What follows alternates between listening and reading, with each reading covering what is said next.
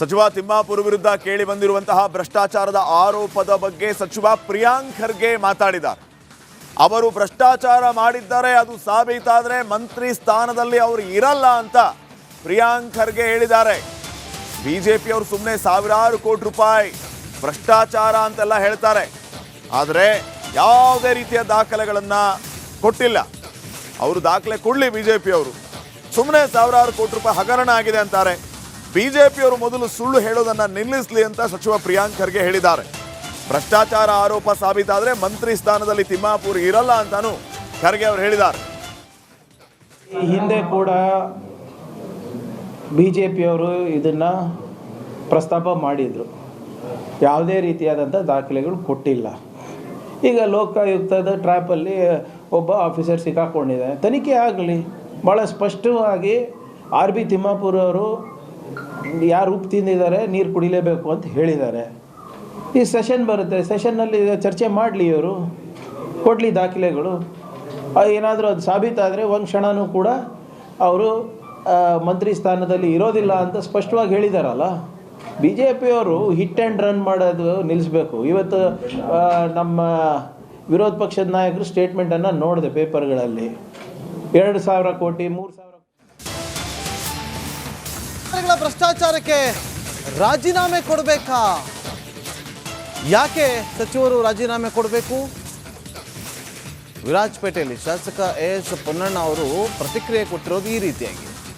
ದೇಶದ ಗಡಿಯಲ್ಲಿ ನಿತ್ಯ ಉಗ್ರರು ನುಸುಳುತ್ತಿದ್ದಾರೆ, ಇದಕ್ಕೆ ಯಾವ ಸಚಿವರು ರಾಜೀನಾಮೆ ಕೊಡಬೇಕು? ಬಿಜೆಪಿ ನಾಯಕರಿಗೆ CM ಕಾನೂನು ಸಲಹೆಗಾರ ಟಾಂಗ್ ಅನ್ನು ಕೊಟ್ಟಿದ್ದಾರೆ. AS ಪೊನ್ನಣ್ಣ ಅವರು ಈ ರೀತಿಯಾಗಿ ಮಾತಾಡಿರೋದು. ಹೊಸ ನುಸುಳುವಿಕೆ ಬೇರೆ, ನಮ್ಮಲ್ಲೇ ಇರುವಂಥ ಭ್ರಷ್ಟಾಚಾರಿಗಳು ಬೇರೆ. ಮೊದಲು ನಮ್ಮಲ್ಲಿರುವಂಥ ಭ್ರಷ್ಟಾಚಾರವನ್ನು ಹೋಗಲಾಡಿಸುವಂಥ ಕೆಲಸವನ್ನು ಆಗಬೇಕು. ಕೇಳಿ ಏನು ಮಾತಾಡಿದ್ದಾರೆ ಅಂತೇಳಿ.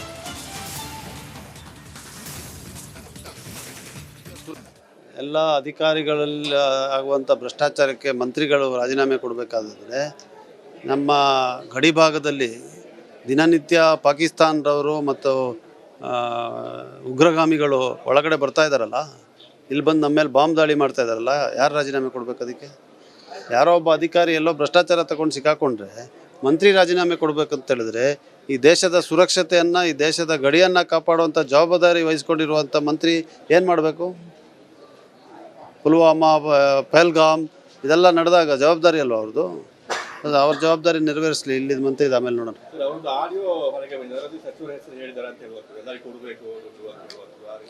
ಅಲ್ಲ, ನಾನು ನೋಡಲಿಲ್ಲ, ನಾನೇನು ಭ್ರಷ್ಟಾಚಾರದ ಪರ ಮಾತಾಡ್ತಾ ಇಲ್ಲ. ನಾನೇನು ಹೇಳ್ತಾ ಇದ್ದೀನಿ, ಅಧಿಕಾರಿಗಳ ಹಂತದಲ್ಲಿ ಆಗುವಂಥ ಭ್ರಷ್ಟಾಚಾರಕ್ಕೆ ನೀವು ಮಂತ್ರಿಗಳು ರಾಜೀನಾಮೆ ಕೊಡಿ ಅಂತ ಹೇಳೋದು ಎಷ್ಟು ಸೂಕ್ತ ಅಂತ ಹೇಳುವಂಥ ಪ್ರಶ್ನೆ.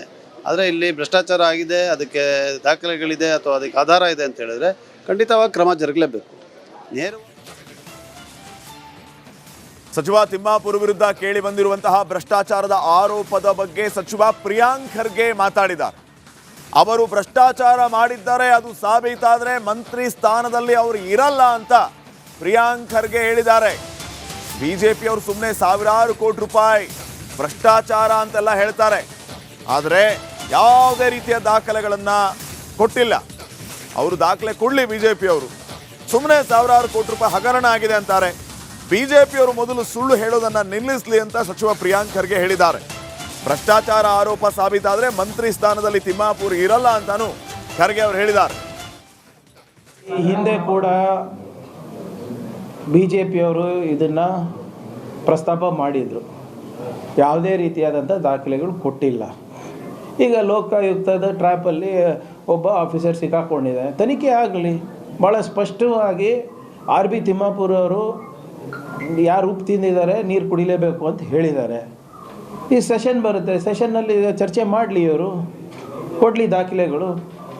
ಏನಾದರೂ ಅದು ಸಾಬೀತಾದರೆ ಒಂದು ಕ್ಷಣವೂ ಕೂಡ ಅವರು ಮಂತ್ರಿ ಸ್ಥಾನದಲ್ಲಿ ಇರೋದಿಲ್ಲ ಅಂತ ಸ್ಪಷ್ಟವಾಗಿ ಹೇಳಿದಾರಲ್ಲ.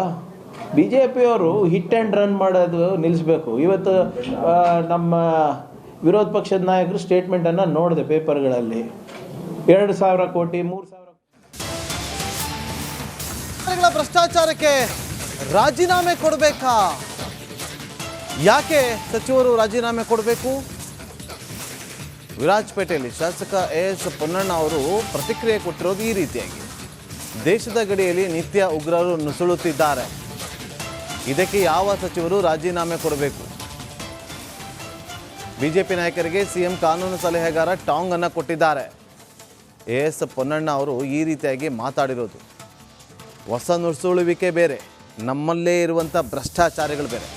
ಮೊದಲು ನಮ್ಮಲ್ಲಿರುವಂಥ ಭ್ರಷ್ಟಾಚಾರವನ್ನು ಹೋಗಲಾಡಿಸುವಂಥ ಕೆಲಸವನ್ನು ಆಗಬೇಕು. ಕೇಳಿ ಏನು ಮಾತಾಡಿದ್ದಾರೆ ಅಂತೇಳಿ.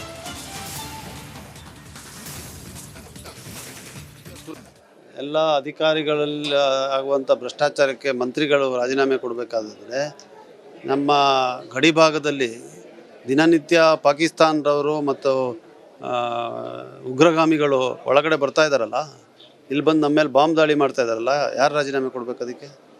ಯಾರೋ ಒಬ್ಬ ಅಧಿಕಾರಿ ಎಲ್ಲೋ ಭ್ರಷ್ಟಾಚಾರ ತಗೊಂಡು ಸಿಕ್ಕಾಕೊಂಡ್ರೆ ಮಂತ್ರಿ ರಾಜೀನಾಮೆ ಕೊಡಬೇಕಂತ ಹೇಳಿದ್ರೆ ಈ ದೇಶದ ಸುರಕ್ಷತೆಯನ್ನು, ಈ ದೇಶದ ಗಡಿಯನ್ನು ಕಾಪಾಡುವಂಥ ಜವಾಬ್ದಾರಿ ವಹಿಸ್ಕೊಂಡಿರುವಂಥ ಮಂತ್ರಿ ಏನು ಮಾಡಬೇಕು? ಪುಲ್ವಾಮಾ, ಪಹಲ್ಗಾಮ್ ಇದೆಲ್ಲ ನಡೆದಾಗ ಜವಾಬ್ದಾರಿ ಅಲ್ವ ಅವ್ರದ್ದು? ಅದು ಅವ್ರ ಜವಾಬ್ದಾರಿ ನೆರವೇರಿಸಲಿ. ಇಲ್ಲಿದ್ದು ಮಂತ್ರಿ ಇದು ಆಮೇಲೆ ನೋಡೋಣ.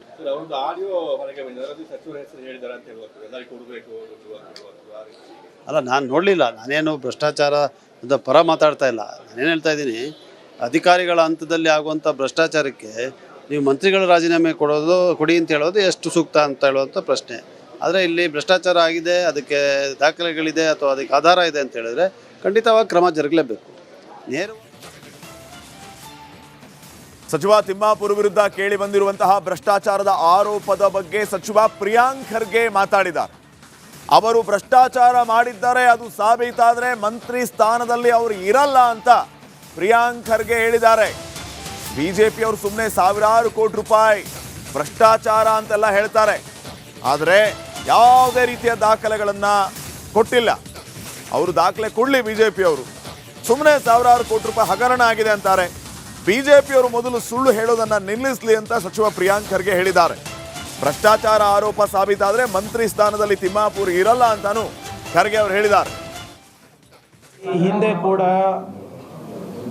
ಬಿಜೆಪಿಯವರು ಇದನ್ನು ಪ್ರಸ್ತಾಪ ಮಾಡಿದರು, ಯಾವುದೇ ರೀತಿಯಾದಂಥ ದಾಖಲೆಗಳು ಕೊಟ್ಟಿಲ್ಲ. ಈಗ ಲೋಕಾಯುಕ್ತದ ಟ್ರ್ಯಾಪಲ್ಲಿ ಒಬ್ಬ ಆಫೀಸರ್ ಸಿಕ್ಕಾಕೊಂಡಿದೆ, ತನಿಖೆ ಆಗಲಿ. ಭಾಳ ಸ್ಪಷ್ಟವಾಗಿ RB ತಿಮ್ಮಾಪುರ್ ಅವರು ಯಾರು ಉಪ್ಪು ತಿಂದಿದ್ದಾರೆ, ನೀರು ಕುಡಿಲೇಬೇಕು ಅಂತ ಹೇಳಿದ್ದಾರೆ. ಈ ಸೆಷನ್ ಬರುತ್ತೆ, ಸೆಷನ್ನಲ್ಲಿ ಚರ್ಚೆ ಮಾಡಲಿ, ಇವರು ಕೊಡಲಿ ದಾಖಲೆಗಳು. ಏನಾದರೂ ಅದು ಸಾಬೀತಾದರೆ ಒಂದು ಕ್ಷಣವೂ ಕೂಡ ಅವರು ಮಂತ್ರಿ ಸ್ಥಾನದಲ್ಲಿ ಇರೋದಿಲ್ಲ ಅಂತ ಸ್ಪಷ್ಟವಾಗಿ ಹೇಳಿದಾರಲ್ಲ. BJPಯವರು ಹಿಟ್ ಆ್ಯಂಡ್ ರನ್ ಮಾಡೋದು ನಿಲ್ಲಿಸಬೇಕು. ಇವತ್ತು ನಮ್ಮ ವಿರೋಧ ಪಕ್ಷದ ನಾಯಕರು ಸ್ಟೇಟ್ಮೆಂಟನ್ನು ನೋಡಿದೆ ಪೇಪರ್ಗಳಲ್ಲಿ, 2,000 ಕೋಟಿ 3,000